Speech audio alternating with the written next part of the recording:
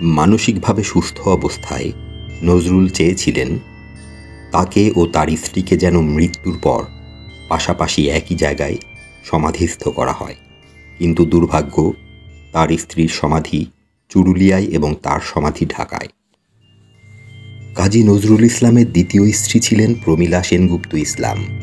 নজরুলের প্রথম বিবাহ একজন মুসলিম মেয়ের সঙ্গে হয়, কিন্তু ওই বিয়ে একদিনও টেকেনি। শ্বশুরবাড়ির সঙ্গে কিছু একটা বিষয় নিয়ে তার বিরোধ বাধে।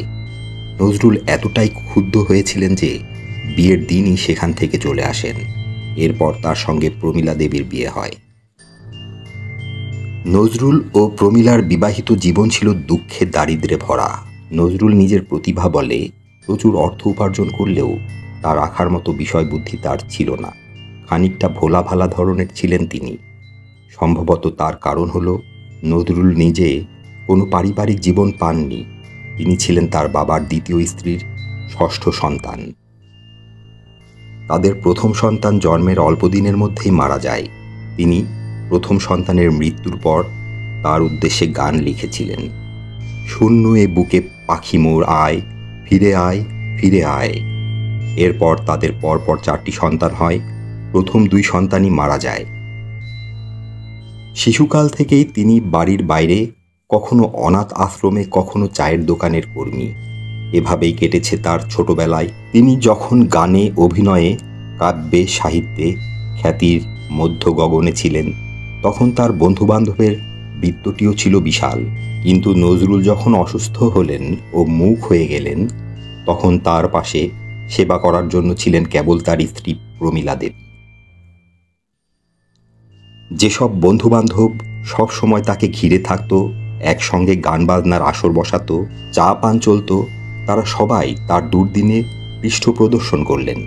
এমনকি তার আত্মীয় স্বজনও তার চিকিৎসার ব্যাপারে কোনো উদ্যোগ নেননি। এভাবেই প্রায় 10 বছর কেটে গেল। ভারতের স্বাধীনতার পর শ্যামাপ্রসাদ মুখার্জির উদ্যোগে নজরুল চিকিৎসা কমিটি নামে একটি কমিটি গঠন করা হয় ও অর্থ সংগ্রহ করে তাকে চিকিৎসার জন্য বিদেশে পাঠানো হয়। কিন্তু শ্যামাপ্রসাদ মুখার্জির যাবতীয় উদ্যোগ ব্যর্থতায় পর্যবসিত হয়। নজরুলের অবস্থার কোনো উন্নতি হয় না। লন্ডন ও ভিয়েনার বিশেষজ্ঞ চিকিৎসকরা তাকে পরীক্ষা করে বলেন, নজরুল দুরারোগ্য ব্যাধিতে ভুগছেন, এই রোগ সারার কোনো সম্ভাবনাই নেই। নজরুল তার বাড়িতে ফিরে আসেন। এর মধ্যে প্রমীলা দেবী অসুস্থ হয়ে পড়েন। বিয়ের পর উপর্যুপরি সন্তান প্রসবের ধকল, 2টি সন্তানের মৃত্যু শোক এবং সর্বোপরি দারিদ্রতা তার স্বাস্থ্য নষ্ট করে দিয়েছিল। তিনি অসুস্থ হয়ে একেবারে শয্যাশায়ী হয়ে পড়েন। দেহ মনের উপর এতটা চাপ তার শরীর নিতে পারেনি। তিনি অসুস্থ হওয়ার পর নজরুলকে সেবা করার আর কেউই রইল না। তার 2 সন্তান সব্যসাচী আবৃত্তি করতেন আর অনিরুদ্ধ গিটার বাজাতেন। নজরুলের বইয়ের বিক্রি বাবদ বেশ মোটা অঙ্কের টাকা তাদের হাতে আসত, কিন্তু শুধু বই বিক্রির টাকায় তাদের বেশ সচ্ছলভাবে চলত তা কিন্তু নয়। যখন 71-এর যুদ্ধ শুরু হলো, তখন জানা গেল পাকিস্তান সরকার নজরুলের খাওয়া পড়া ও চিকিৎসা বাবদ মোটা অঙ্কের টাকা দিত। 71-এ নজরুলের ছেলেরা সেই টাকা নিতে অস্বীকার করেন। ছেলেরা মাঝে মাঝে দর্শনার্থীদের নিয়ে এসে বাবাকে উত্ত্যক্ত করত।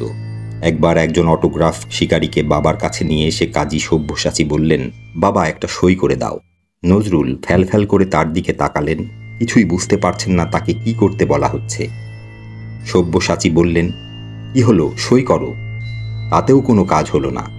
সব্যসাচী তার হাতে জোর করে কাগজ কলম গুজে দিয়ে চিৎকার করে বললেন, বাবা সই করো, বাবা সই করো। নজরুল কাঁপা কাঁপা হাতে কাগজ কলম নিয়ে অনেকক্ষণ ধরে লিখলেন। কাগজ হাতে নিয়ে অটোগ্রাফ শিকারী হতভম্ব। আঁকাবাঁকা অক্ষরে এইভাবে লেখা আছে, প্রমীলা দেবী ইসলাম। এর থেকে বোঝা যায় স্ত্রীর জন্য তার মনে কত বড় জায়গা ছিল। নিজের নাম ভুলে গেছেন, কিন্তু স্ত্রীর নাম ভোলেননি। প্রমীলা দেবীর মৃত্যুর পর তাকে অত্যন্ত অস্থির হতে দেখা গিয়েছিল। তিনি কথা বলতে পারতেন না। প্রমীলা দেবীর বিছানায় শোয়ার জায়গাটিতে তিনি বারবার হাত দিয়ে চাপড়াতেন ও কাঁদতেন। স্বাধীন হওয়ার পর বাংলাদেশে নজরুলকে নিয়ে আসা হলো। তাকে একটি বড় দোতলা বাড়িতে বেশ আরামেই রাখা হলো। নজরুলের আগমন নিয়ে সারা বাংলাদেশে বিশাল উন্মাদনা দেখা গিয়েছিল। তাকে যেন শোপিচের মতো প্রতিদিন প্রদর্শন করা হতো। কিন্তু কিছুদিনের মধ্যেই সাধারণ মানুষ বুঝতে পারলেন এই নজরুল তো সেই নজরুল নয়, এ তো মুখ জড়ো বৃদ্ধ মানুষ। এরপর নজরুলকে নিয়ে মাতামাতি বন্ধ হতেই তাকে অন্য একটি ছোট্ট বাড়িতে নিয়ে যাওয়া হয়। প্রত্যক্ষদর্শীরা বলেছিলেন নজরুল নাকি সেই দোতলা বাড়ি ছেড়ে যেতে চাননি, সিঁড়ির রেলিং আঁকড়ে ধরে আপত্তি জানিয়েছিলেন। এর কিছুদিন পরই তার মৃত্যু হয়।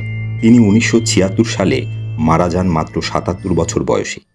মানসিকভাবে সুস্থ অবস্থায় নজরুল চেয়েছিলেন তাকে ও তার স্ত্রীকে যেন মৃত্যুর পর পাশাপাশি একই জায়গায় সমাধিস্থ করা হয়। কিন্তু দুর্ভাগ্য, তার স্ত্রীর সমাধি চুরুলিয়ায় এবং তার সমাধি ঢাকায়।